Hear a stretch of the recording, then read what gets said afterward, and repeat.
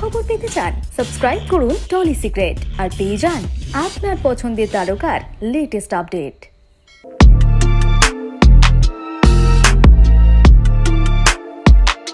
ছবিতে বেলাইন হয়নি, আমরা বরং একটা লাইনে লুডো খেলার চেষ্টা করেছি। আমরা বরং এই লাইনের থেকে বড় কথা আমরা সার্কেল হয়ে তিনজন বয়স্ক মানুষের সাথে একটা এরকম ফোঁচকে ছোড়া বসে লুডো খেলেছি।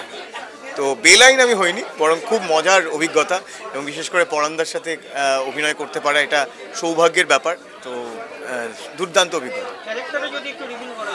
ক্যারেক্টার রিভিল করলে গল্পের অনেকটাই রিভিল হয়ে যাবে। খুব সহজেই মজা করে বলতে গেলে এটা একটা খেলোয়াড়ের চরিত্র। এই খেলোয়াড় কী করে? লুডো খেলে। কার সাথে খেলে? পরান বন্দ্যোপাধ্যায়ের সাথে খেলে, যিনি এই গল্পের প্রোটাগনিস্ট। এইটুকুই বলতে পারবো। থ্রিলার তো আমাদের এটা অবশ্যই, কিন্তু আমাদের থ্রিলার হচ্ছে সাইকোলজিক্যাল থ্রিলার। আর আমার মনে হয় বাংলায় প্রচুর থ্রিলার হচ্ছে, কিন্তু এটা একমাত্র থ্রিলার যেখানে গোয়েন্দা নেই বা কেউ কেস সলভ করছে না। তো এমনকি আমরা বলিও নি যে কোন রহস্যটা আদতে কোথায়। মানে এই গল্পটাতেও মানে আপনারা ট্রেলারটা দেখে বুঝতে পেরেছেন যেখানে কোনো রহস্যের গন্ধ আমরা আলাদাভাবে দিন, যে কী রহস্য সলভ করছে। একটা একাকিত্বে ভোগা বয়স্ক মানুষের জীবনে একটা ফোন কল কিভাবে তার জীবনটাকে পাল্টে দেয়, এটা নিয়ে হচ্ছে গল্প।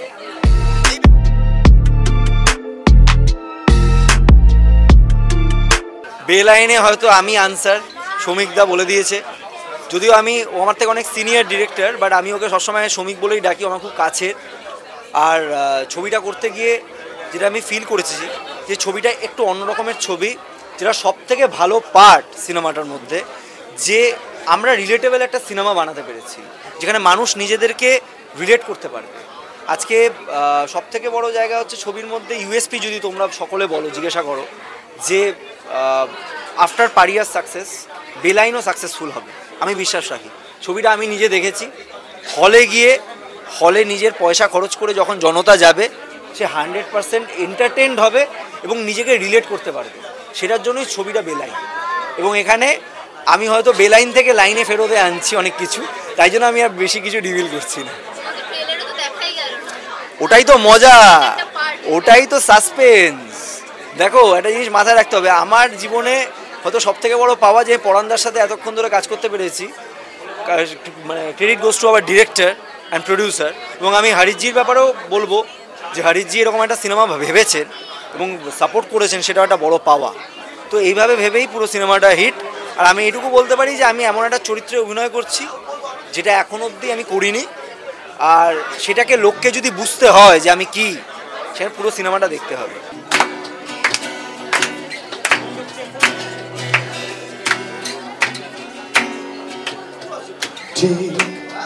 কতখানি একা হলে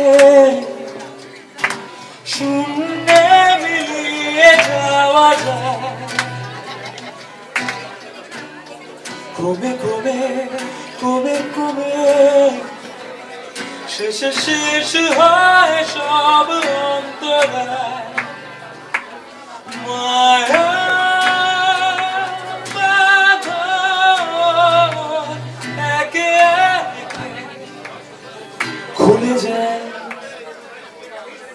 লাইন ছুতো বা যেটা আমরা বলি যে আমরা সবাই কি সেন, আমরা সবাই কি সুস্থ, তো সেই প্রশ্নেই চলে আসছি আমরা প্রত্যেকটা সময় সিনেমায়। মানে আমরা যেটা বলি যে জীবন তো সবসময় সহজ পথে চলে না, সেরকমই কি কোনো ব্যাপার রয়েছে যে চলতে চলতে হঠাৎ করে স্মুথ কিছু থেকে হঠাৎ বেলাইন হয়ে যাওয়া, যেটা আমরা বলে থাকি হঠাৎ করে সেরকম অনেক কিছুই হয় এই সিনেমাটায়। তো এতটাই কি বলবো, এতটাই ঘটনার ওপর বেস করে সিনেমাটা যে আমি তোমাকে ডিরেক্টলি কিছু ঘটনা বলতে পারছি না। আমার চরিত্র সম্পর্কে আমি এইটুকুই বলতে পারি যে এই চরিত্রটি একজন মেয়ে এবং এই চরিত্রটি হয়তো আমার বয়সে কি আমার থেকে একটু ছোট। সো এইটুকুই আমি বলতে পারি, রিভিল করবেন করা সম্ভবই নয়।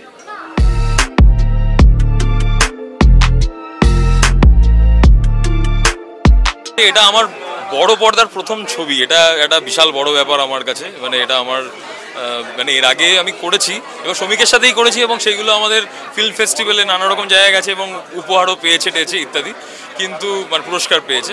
কিন্তু এইটা বড় পর্দায় রিলিজ যেটাকে বলে সেটা এইবার প্রথম। এবং এটার যেটা মজা হচ্ছে যে আমরা অনেক দিনের অনেক ইচ্ছে ছিল আমার আর শ্রমিকের বাই দ্য ওয়ে ওরও একটা মিউজিক্যাল লিঙ্ক আছে, আমরা অনেক দিন ধরে মিউজিক্যাল বন্ধু এবং আমরা সবসময় ভেবেছিলাম যে আমাদের স্বপ্ন একটা এমন একটা কিছু করব যেটা কোট আনকোট ইন্টারন্যাশনাল কিছু একটা হবে। মানে এত বড় কথা বলছি আমি জানি, একটুখানি বেশি বাড়াবাড়ি, কিন্তু স্বপ্ন তো সবার থাকে, বড় বড় স্বপ্ন, এবং সেরকম আমাদের একটা ইচ্ছা এরকম ছিল। বেলাইনে কোনো কারণে সেই স্বপ্নটার কাছাকাছি আমরা যেতে পেরেছি। আমার বিশ্বাস যে আমরা সেই জায়গায় যেতে পেরেছি যেখানে নানা রকম ইন্টারেস্টিং একটা মুভমেন্ট বলছি, যেখানে এখানে সাউন্ড ডিজাইন একটা আলাদা চ্যাপ্টার, তো আর মিউজিক বিজিএমটা আলাদা চ্যাপ্টার, এই দুটো না এক হয়ে গেছে। যেরকমভাবে হলিউডে এখন কাজ হয়, যেটা প্রচণ্ড কোলাবোরেটিভ একটা মেথডে, যে সাউন্ড আর বিজিএমের মধ্যে আলাদা পাওয়া যায় না। যেমন হ্যান্স জিমারের কথা এখানে বলতেই হয়, যে একটা ঘড়ির ক্লিক, হ্যাঁ ঘড়ির ক্লিকের সাথে শুধু কখন সেটা মিউজিকে চলে যাচ্ছে সেটা আমরা বুঝতে পারি না।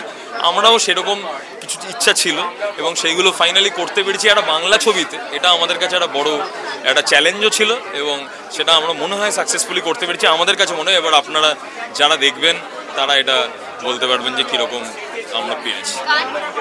আমার নাম তমাল কান্তি হালদার, আমি বহুদিন ধরে আমি একজন সিঙ্গার সং রাইটার এবং আমি বহুদিন ধরে মিউজিক করছি, কিন্তু এটা আমার ফিল্মের বড় পর্দার প্রথম ডেবিউ বলতে পারেন আর কি। কে ছিল? মাথা ঠিক থাকছে না।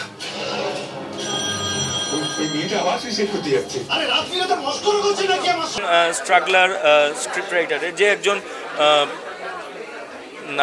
ইন্ডাস্ট্রিতে একটা নাম করতে চাইছে, কিন্তু সে ফেল হচ্ছে বিভিন্ন কারণে, ক্রিয়েটিভভাবে, ফাইন্যান্সিয়ালভাবে, এবং তারপর খুব ফ্রাস্ট্রেটেড হয়ে পড়ছে মেন্টালি। এবং সেই চরিত্রটা যখন তার গল্পের চরিত্রগুলোর সাথে ইন্টারাক্ট করতে শুরু করছে, সে কীভাবে রিয়্যাক্ট করছে, সেগুলো সাধারণ গল্পে যেভাবে রিয়্যাক্ট করে তার থেকে অনেকটাই আলাদা। মানে ওই সাইকোলজিক্যাল ট্রিপটা আমি বলবো যে আপনারা যদি ছবিটা দেখতে পারেন তাহলে আলাদা স্বাদ পাবেন, একটা আলাদা স্বাদের চরিত্র। দেখুন এই চরিত্রটা খুবই, মানে আমি যদি নর্থ পোলে থাকি, চরিত্রটা আমার সাউথ পোলে, তো প্রচণ্ড চ্যালেঞ্জ ছিল, প্রচণ্ড ভালো লেগেছে। চ্যালেঞ্জ অ্যাকসেপ্ট করতে অ্যাজ এ অ্যাক্টার সবসময় ভালো লাগে। প্রচণ্ড টার্ময়েলের মধ্যে দিয়ে যেতে হয়েছে, মেন্টাল টার্ময়েল।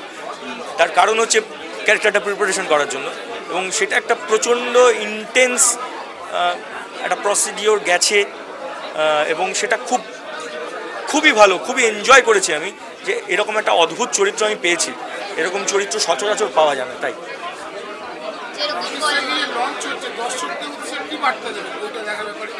আপনারা অবশ্যই দেখুন এইরকম চরিত্র বা এইরকম গল্প আপনারা সাধারণত দেখেননি, ইদানিংকালে দেখেননি, এবং আমার মনে হয় আপনারা দেখলে অদ্ভুত আনন্দ পাবেন, এবং তার জন্যই 29শে মার্চ আপনাদের হলে যেতে হবে।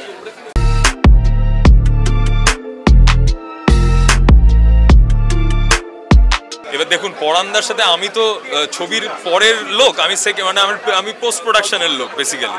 হ্যাঁ, আর প্রি প্রোডাকশনে আমি ছোটো একটা মিউজিক করেছি, সেখানে আমি কোনোদিনও শুটিংয়ে যেতে পারিনি। কিন্তু যখন একটা ছবি দেখে একটা বিজিএম করতে হয়, তখন প্রত্যেকটা অ্যাক্টারের অভিনয় আমাদেরকে অদ্ভুতভাবে ড্রাইভ করে, নতুন নতুন ইন্সপিরেশন দেয়। সেখানে পরান্দা অতুলনীয়, মানে এটা জাস্ট কিছু বলার নেই। আমি যখন যতক্ষণ আমি ছবিতে ছিলাম, তখন একটা মনে হচ্ছিল যেন আমি ওই জগৎটায় ঢুকে গেছি, এবং সেটা পরান্দা ছিল বলেই সেটা সম্ভব হয়েছে।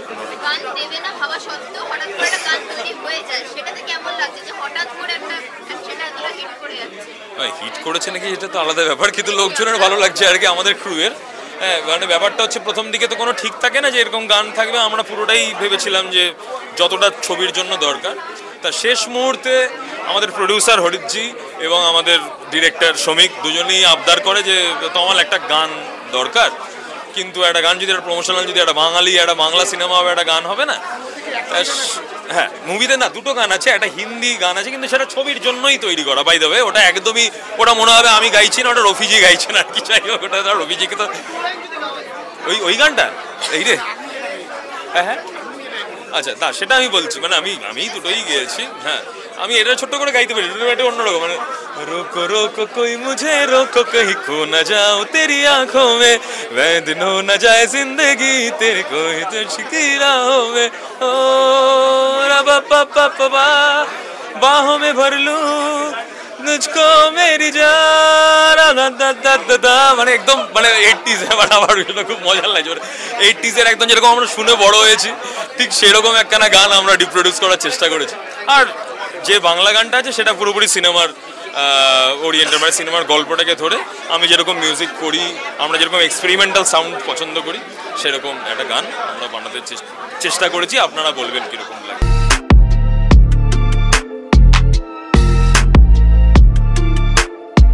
আমি আর 5টা ফিল্ম মেকারের মতোই গতে বাঁধা জীবন নিয়ে গল্প যদি শুরু করা হয়, তারপরে সেখান থেকে যে বেলাইনে চলে যায় গল্পটা, সেরকম একটা বেলাইনের গল্পই তুলে ধরছি। ডিরেক্টর বেলাইনে যায়নি, ডিরেক্টর লাইনেই রয়েছে। গল্পটা কিন্তু ইন্টারেস্টিংলি বেলাইনে চলে গেছে একাধিকবার, মানে একবার না বারবার। সেই লেয়ারগুলো নিয়ে এই গোটা ফিল্মটা। এই ব্যতিক্রমী ভাবনাটা কোথা থেকে এলো একটু যদি সেটা বলেন।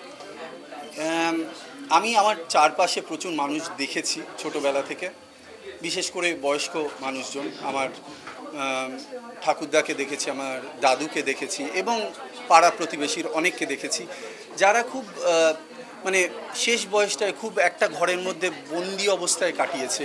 তাদের কাছে বিনোদন বলে কিছু নেই, কিন্তু তার মধ্যে মধ্যে টুকরো টুকরো বিনোদন তারা খুঁজে নেয়। এরকমই একটা চরিত্র পরান্দা করেছে এবং তার জীবনে একটা যখন রং কল আসে, তারপর থেকে সেই রং কলটা জুড়েই সে পুরো গল্পটা বেলাইনে চলে যায় এবং একটা ইন্টারেস্টিং মোড়ে গিয়ে থামে।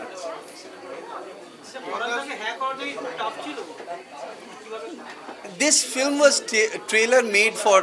tailor-made for পরান্দা, মানে পরান্দাকে মাথায় রেখেই ছবিটা লেখা। তো একটা লাইন শুনিয়েছিলাম, তাতে উনি হ্যাঁ বলে দিয়েছিলেন, তারপরে স্ক্রিপ্ট শোনাতে গিয়েছিলাম বাড়িতে। অডিশন নেওয়া হয়েছিল, অডিশন নিয়ে আমরা প্রায় তথাগত চরিত্রের জন্য আমরা প্রায় 50-এর কাছাকাছি অডিশন নিয়েছিলাম এবং শ্রেয়ার চরিত্রের জন্য 21 জনের অডিশন নিয়েছিলাম। দুজনের থেকে মানে ওই অডিশন থেকে দুজনকে বেছে নিয়েছিলাম, ব্যাস। খুব সহজ ছিল ব্যাপারটা। আর একটু জোরে একদম। এখানে লেখা নেই? ও আচ্ছা, না না এখানে লেখা আছে 29শে মার্চ সিনেমা হলে রিলিজ হচ্ছে এবং তারপরে ওটিটিটা এখনও আমি বলতে পারছি না। অল্প ভাষায় যদি বলা যায় গল্পের ইউএসপি কি?